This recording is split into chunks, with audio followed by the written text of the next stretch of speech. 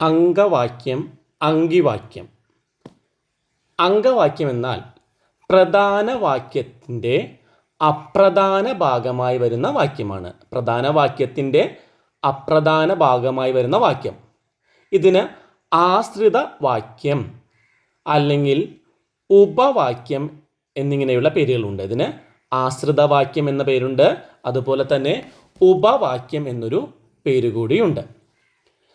അംഗവാക്യം അടങ്ങുന്ന സങ്കീർണ വാക്യത്തിലെ ആഖ്യയും ആഖ്യാതവും അടങ്ങുന്ന മുഖ്യഭാഗത്തെയാണ് അങ്കിവാക്യം എന്ന് പറയുന്നത്.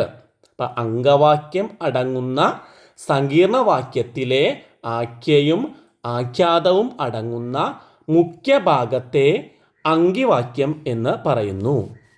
അങ്കിവാക്യം പ്രധാന വാക്യമാണ്. അംഗവാക്യം അപ്രധാന വാക്യമാണ്. ഒരു അങ്കിവാക്യത്തോട് പല അംഗവാക്യങ്ങളും ഘടിപ്പിക്കാവുന്നതാണ്. ഉദാഹരണം നോക്കാം.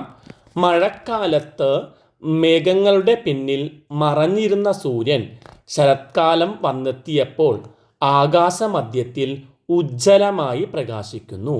ഈ വാക്യത്തിൽ മഴക്കാലത്ത് മേഘങ്ങളുടെ പിന്നിൽ മറഞ്ഞിരുന്ന എന്നതാണ് അംഗവാക്യം. നിങ്ങൾ പലതരത്തിലുണ്ട്.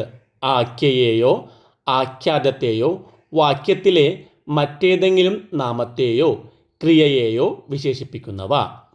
ആഖ്യയുടെയോ മറ്റൊരു നാമത്തിൻ്റെയോ സ്ഥാനത്ത് നിന്ന് അതിൻ്റെ ധർമ്മം നിർവഹിക്കുന്നവ എന്നിങ്ങനെ.